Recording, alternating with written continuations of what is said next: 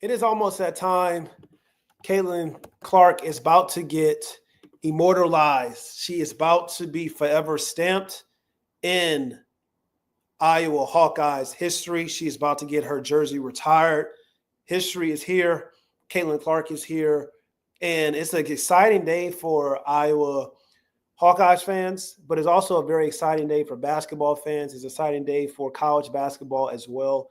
And also credit to the NCAA for scheduling USC versus Iowa on Caitlin Clark's retirement day, because we know that Juju Watkins is potentially going to compete to try to dethrone Caitlin Clark's all-time scoring record. That's how talented she is. So her being up close and playing with USC versus Iowa, and Caitlin Clark being, on full display to watch her former college team as well as watch Juju Watkins as well is something incredible. But it's time. Caitlin Clark came out and she spoke and talked about a lot of things, but it's so impressive watching her in Iowa. And this is where I first became a fan of Caitlin Clark, was watching her in Iowa her freshman year, and then following her throughout her college process. She was always a bucket. And people, I know Paige Beckers, and Paige came in with the more hype, of course, because of being with UConn and the marketing machine and things of that nature. But her freshman year at Iowa, Caitlin Clark was, to me, like the best basketball player in the world, even as a freshman. A lot of people weren't really talking about her until her big sophomore year. And then, of course, her junior and senior year, she went to the national tournament and she gathered so much worldwide attention and recognition with her reaching the NCAA March Madness Final Four, and also the final game, as well as we know what happened when LSU and Iowa went up against each other. But this is a special, special time. And Caitlin Clark, she came out and she talked about how basically she got asked the question, how does she deal with criticism? You know, I think it's just life. Everybody goes through some of the same stuff that I've gone through, and a lot of people go through a lot worse. And I just try to remind myself every single day, like how grateful I am to be in the position that I am.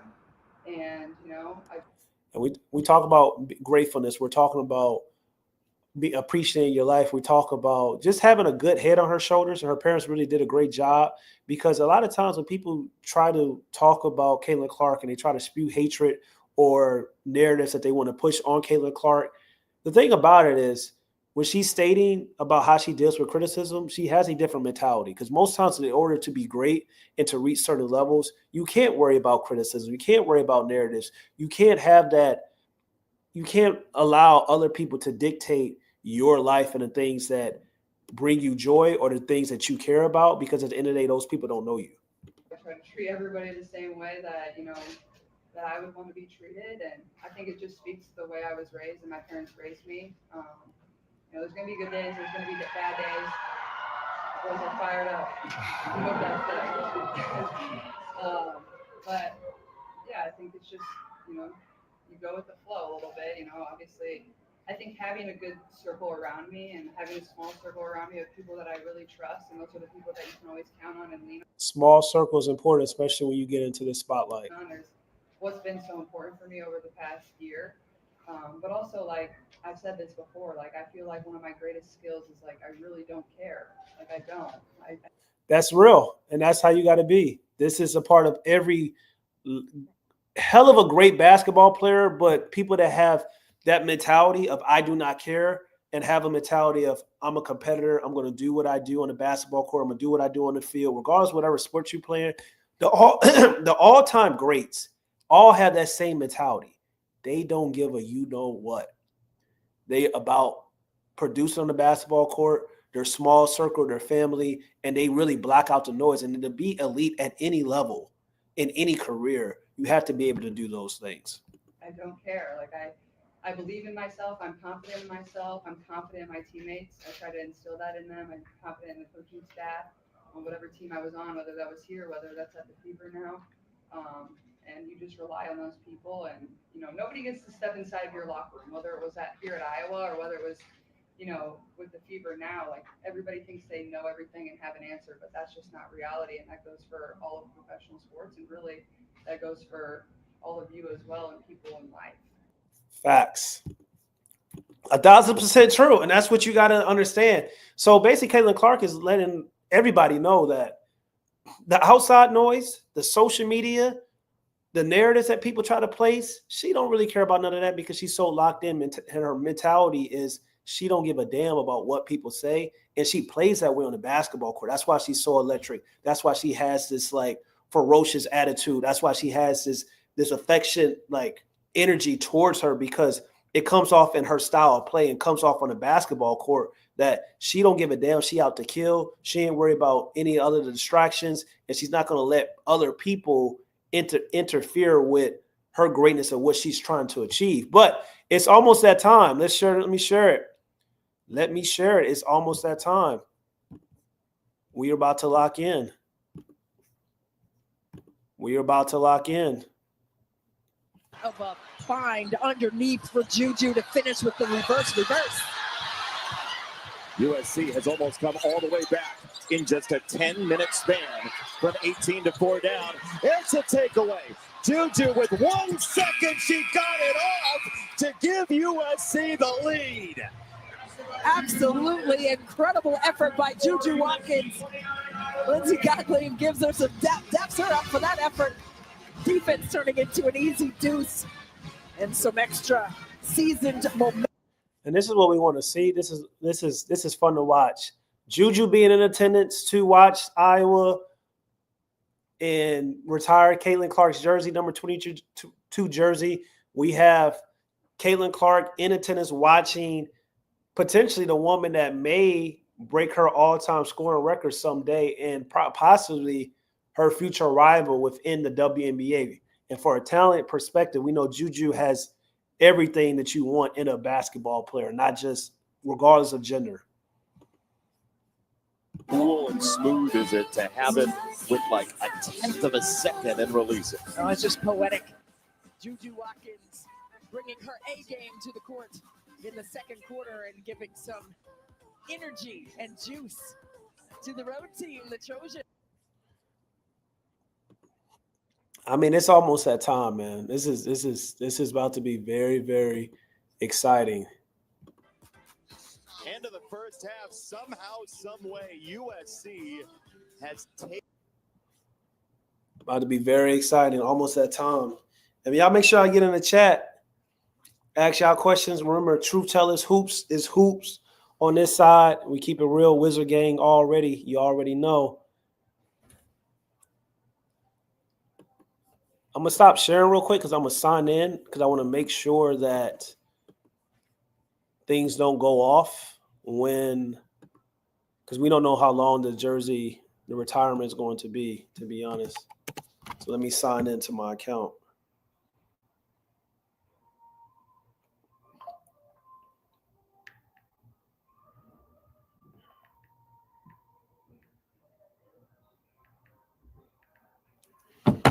I don't know. Maybe it's not letting me. Let's see.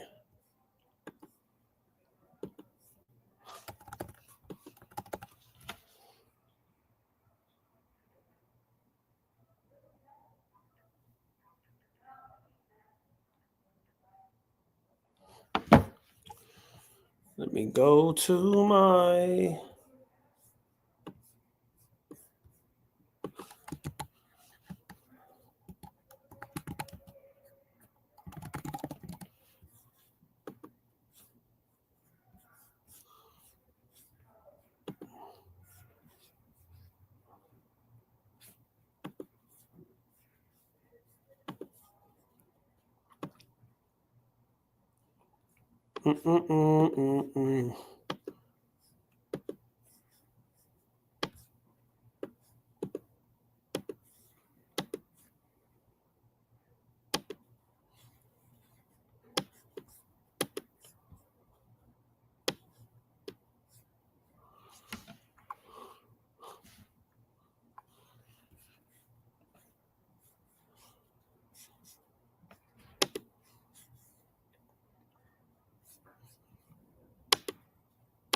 Connected cancer accelerates.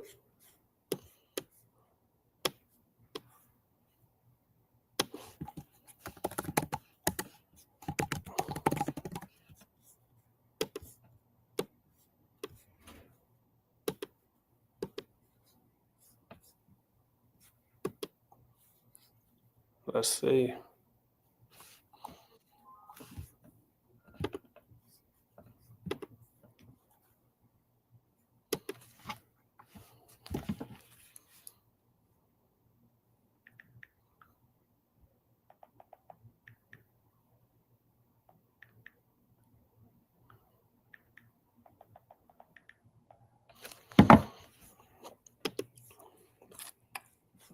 I'm trying to log in.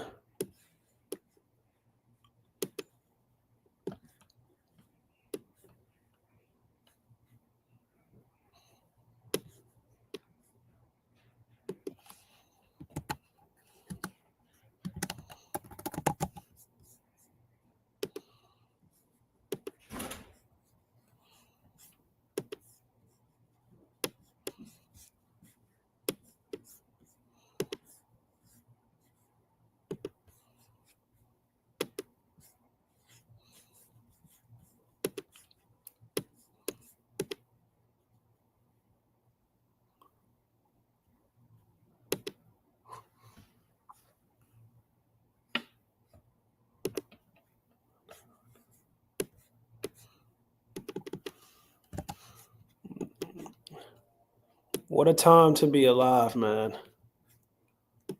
Let's see.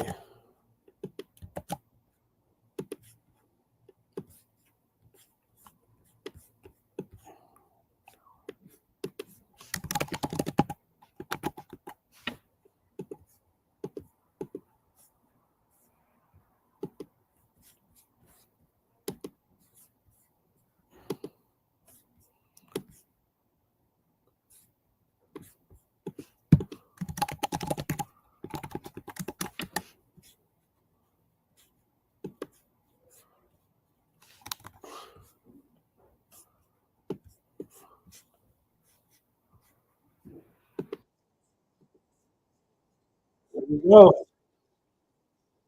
Let's get it.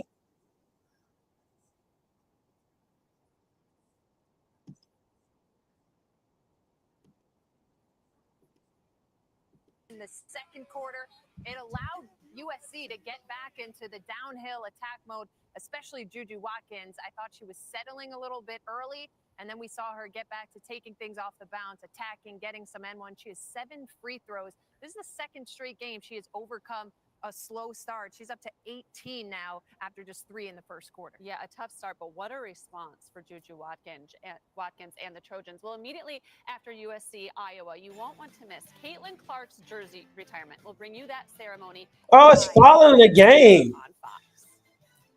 And Hannah Hidalgo and Notre Dame. Oh, it's following the game, chat. So we won't know until literally after. We won't see after the game when they're going to essentially retire her jersey. But yeah, this is a significant moment for Caitlin Clark. I mean, even the day that they're doing it, February 2nd, 2-2, number 22. So we're talking about Caitlin Clark. We're talking about arguably the greatest college basketball player, regardless of gender, for an individual talent standpoint. For the things she's accomplished and the records that she's broken, that's what we're talking about with Caitlin Clark. So I thought it was going to be during halftime. I don't know why it's at the end of the game. But when we talk about Caitlin Clark and the things she accomplished, she was a Hawkeye star. She was incredible. One of the most exciting players to ever play college basketball, from the sinking threes, the handle ability, her being a 4-level scorer in college basketball, which is continue on to the WNBA, all of the milestones that she's broke for her 4 years at Iowa. We're talking about the NCAA all-time leading scorer with 3,951 points. That's for men and the women's side. Her jersey number 22, will be immortalized today. Naismith College Player of the Year in 2023, 2024, her junior and senior season. AP Player of the Year 2023-24, her junior and senior season. We're talking first team all American, from 2022 to 2024. She was unstoppable. Big Ten Player of the Year, first team all Big Ten Freshman of the Year. So she essentially came in. Also, she was an NCAA season scoring leader in 2021, 2022, and 2024. And assist leader. Like, she was doing things that we have never really seen before in the college game. And she's really, truly one-on-one. And she's continued her success entering into the Women's National Basketball Association. But she was unguardable. She was unstoppable.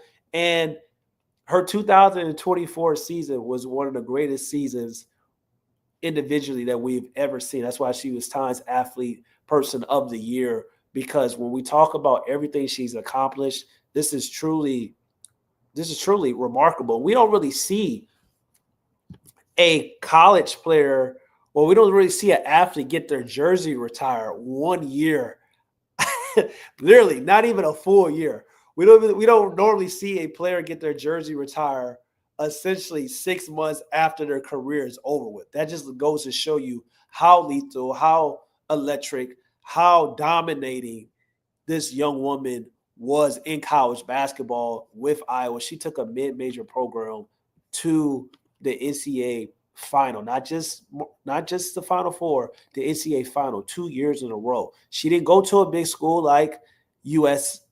She didn't go to a big school like Connecticut. She didn't go to a big school like LSU or South Carolina, Notre Dame. She went to Iowa, homegrown, stayed a part of her community, her town, went to college at her university, and dominated. She wasn't playing with top 10 picks like the caliber of schools that I just mentioned. She wasn't playing with all-American players. What she did is something that we probably won't see be done before at the level that she did it with Iowa. It was phenomenal. It was unstoppable. And to cap it off, she's getting her jersey retired, but also for her professional team, they're racking up. They just had signed Natasha Howard. They just traded for Sophie Cunningham. Now they signed DeWanna Bonner, 6-time All-Star, WNBA champ. People were saying that the Indiana Fever weren't going to get free agents. People were saying that nobody wanted to sign and play with Caitlin Clark because her play style is very difficult. Nobody wants to go to the state of Indiana. Just for those people to be looking very foolish, very silly, and just seems like all those narratives have been debunked. When you are a transcending talent like Caitlin Clark is, people are going to want to play with her, similar to people are going to want to play with another transcending talent and star in Victor Wembanyama in the NBA. Caitlin Clark is the greatest generator this sport has ever seen on the women's side. She is unguardable when we talk about scoring, when we talk about a 4-level scorer, 3-point shooting ability, but also her playmaking ability is something we have never seen before, mixed with the handle and the creation off the dribble ability we've never seen before in college and also in the WNBA. And people really thought that athletes weren't going to want to play with her when she is the best passer this league has ever seen. She makes the game easier for everybody else because of her playmaking ability and her creation ability for not just herself, for others. So with this signing with DeWanna Bonner, that people swore up and down wouldn't go play with the Indiana Fever because of narratives that they wanted to create. I'll get into that a little bit later, but now we look at the lineup. We have Caitlin Clark, who is only going to be the point guard for the Indiana Fever on this roster unless they sign somebody. They just released Grace. But Caitlin Clark is probably – this is my projected lineup. Caitlin Clark is the point guard, of course. We have Kelsey Mitchell at the 2. We're going to have DeWanna Bonner at the 3. We're going to have Natasha Howard at the 4. We're going to have Aliyah Boston at the 5. That is my projected lineup for the Indiana Fever. Now, this lineup is probably the projected starters. This is what I believe. Closing different games is going to be different, I feel, because I really, truly believe that on most nights, the Caitlin Clark show is going to be dominated by a 4-out, 1-in type of offense where you have shooters and one big in the paint. I really believe that's going to be their closing lineup, and they're going to really run that lineup and really run that a lot throughout the game. This half court, this projected lineup is really going to be lethal in the half court because now you have Caitlin Clark, Natasha Howard, and Aliyah Boston. The pick and rolls with those two women is going to really create a lot of space for them to roll to the basket and get easy looks in the half court. But also you got Kelsey Mitchell who can shoot the ball, and also you got DeWanna Bonner who can also shoot the ball as well. And now we talk about a defense.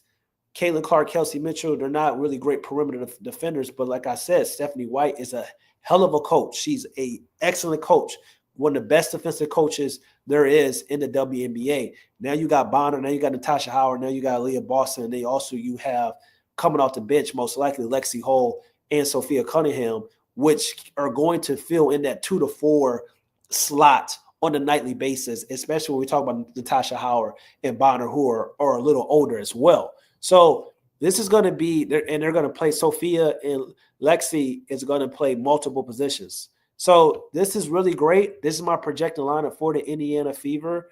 And to get back to what I was saying earlier about some of the narratives and how people were saying that nobody's going to want to play with Caitlin Clark, nobody's going to want to play with and go play in the state of Indianapolis, in the city of Indianapolis, in the state of Indiana.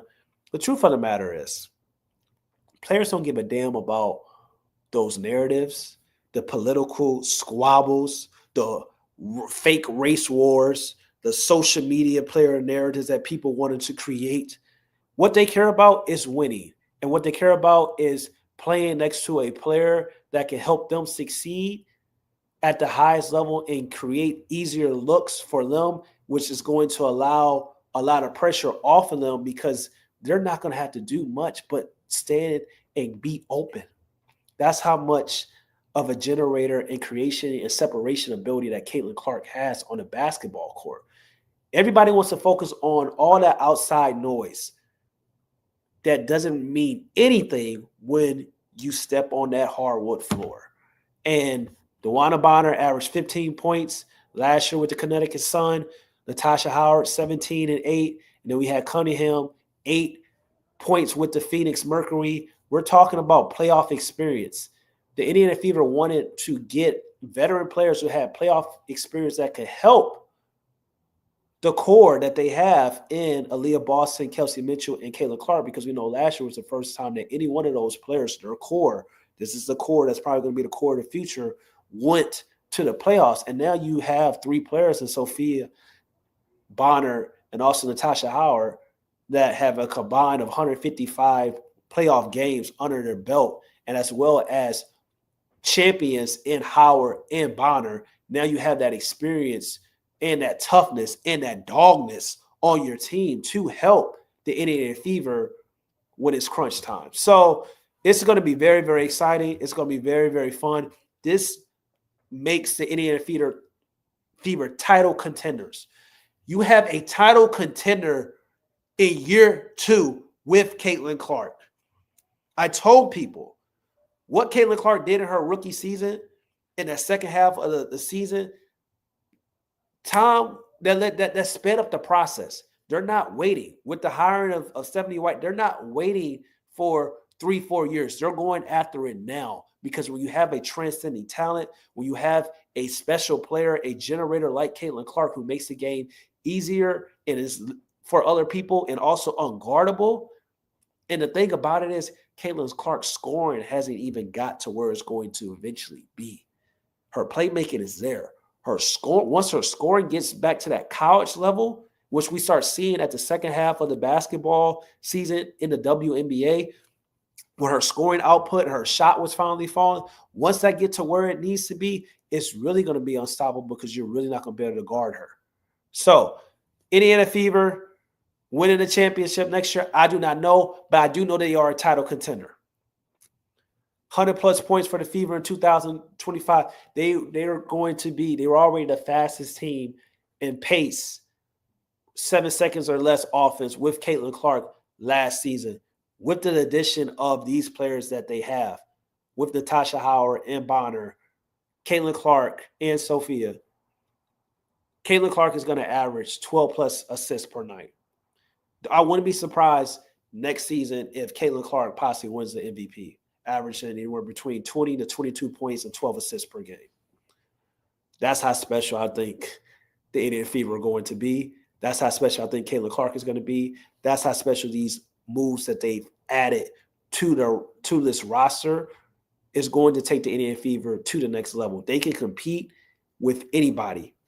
Team defense is going to have to be the number one priority, but at the same time, if they get that under control and they get the half-court scoring and half-court offense flowing, those are the big two things that they have to develop and have to make sure that that's going to potentially probably stop them if they don't win a championship or don't be a championship contender. I'll look at that, those two things. But with Stephanie White as a coach, I feel like they're going to get those things. They're going to make those adjustments, and those things are going to be under control when it's time to go into the playoffs. But 100-plus points, 1959 commented for the Fever 2024. Yes, Mac, we are live.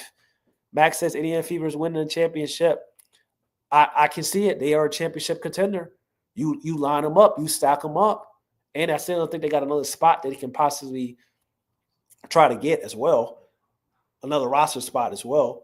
But you stack them up, you line them up on the hardwood floor, they can win a championship this year. Do I think? This is early prediction. I'm not going to make an early prediction. My only early prediction is that Caitlin Clark is going to be an MVP front runner this upcoming season. I believe she's going to average between 20 to 22 points and 12 assists this upcoming season. That's my early season prediction, but I can't give you who I believe is going to win the championship. But are the Indiana Fever now a title contender? Yes, they are. Yes, they are. And once again, Caitlin Clark at the end of this game, Iowa versus the USC Trojans, and Juju putting on a performance, she will be getting immortalized in the Raptors. 22 will be forever untouchable in the state of Iowa. So make sure y'all like, comment, and subscribe. It's your boy, Ma K. Smith, also known as A-Kids, also known as the coolest guy in sports. Follow me on social media platforms, A-Kids NBA, talking the WNBA, also talking the NBA.